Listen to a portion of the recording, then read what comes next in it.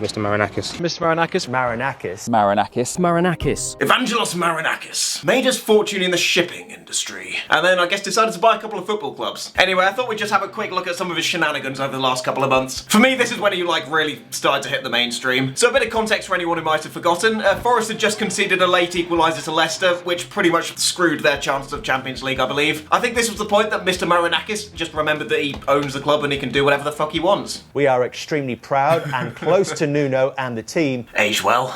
Also, side note, can I just unironically say I rate his drip? This man is worth about $5 billion and he just rocks up to games in a plain white t-shirt. As a fellow plain shirt enthusiast, you know what, it's nice to feel represented. Moving on to more recent events, there was a whirlwind of a week during the transfer window when I think Forest and Spurs were just fighting over custody of Gibbs White. From what I can tell, Spurs triggered a $60 million release clause in Gibbs White's contract that nobody seemed to know about, and Forest just said no. Why shouldn't I keep it?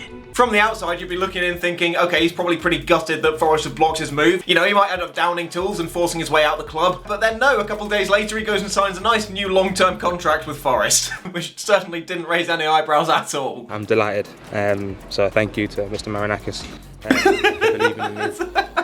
That's got to be the most powerful side-eye in the world of football. We've got to showcase what we're about and what we're trying to build as a team, and I feel like Mr. Marinakis is the base of that. So yeah. Can you please say something like Mr. Marinakis, Mr. Marinakis, Mr. Marinakis. Mr. Marinakis. Change the fucking record! the fact that Mr. Marinakis gets, I think, 4 mentions before Nuno is even acknowledged, like, it's quite telling. I would just like to say, I'm not trying to go after Mr. Marinakis with this video or anything like that. This is purely for entertainment value. I am based in Nottingham, so I'm very much within kneecapping distance, so, you know, I spent a lot of fucking money on my knees, so I don't want to have to do that again. Anyway, Forest posted this video after their first win of the season, and of course, you know who's there.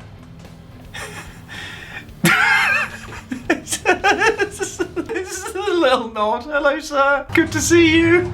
But yeah, he's been doing this sort of thing for ages. I've seen this dividing opinion because some people are saying, like, this is brilliant, they love to see their owner being this involved. But on the other hand, is he essentially just micromanaging at this point? I'd personally say, like, I can see this being quite a powerful motivator for the players. This is the kind of stunt that I could see Arteta pulling, dragging Josh Kroenke down to the tunnel so that he can, you know, smack their bums on their way past as they go for their showers. Right, this is immediately outdated, but I'm going to talk about it anyway. Nuno coming out in an interview and saying that the relationship between him and Mr. Marinakis had gone south was quite spectacular. The fact that Forest last season went from relegation candidates to almost getting the Champions League, and even despite not getting that, they still got Europe. This was looking like it should have been the start of like a glorious new era for Forest, and then I think Edu happened. So again, I don't know the ins and outs of what went on between Nuno, Edu and Marinakis, but there's certainly a common denominator from when things started to, you know, go to shit. To be fair, we never planned really to sign him when we started the transfer window.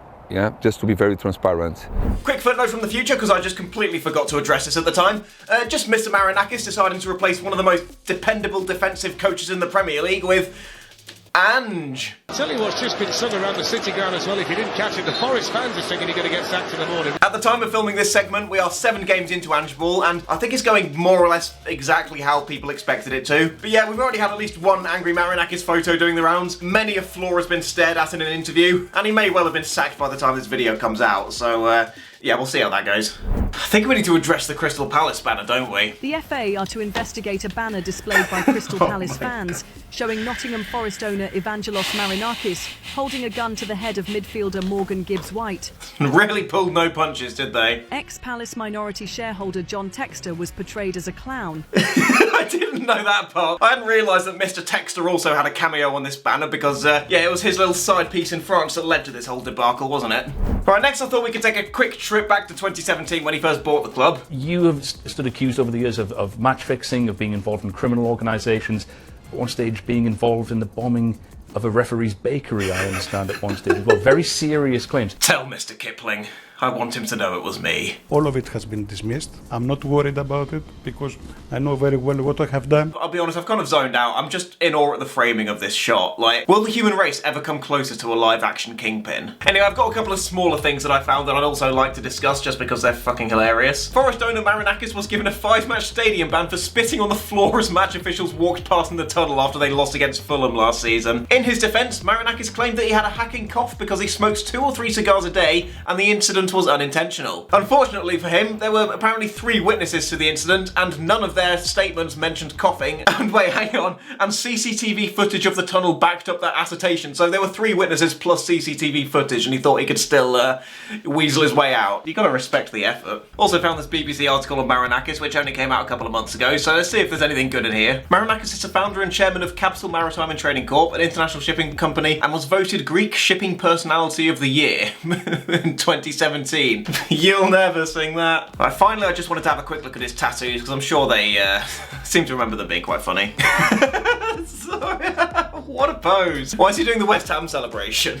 Dream, love, create, fight, survive, win. Is he secretly just a live, laugh, love girlie trapped in like the body of a 60-year-old Greek bloke? And before you go, Sir, a second Dixon cousin has hit the YouTube platform. Please go and subscribe to Caitlin. She filmed a video with Chris Kelly and I recently. It was a lot of fun. Yeah, it's a fantastic little video. I'm sure she'd appreciate the support.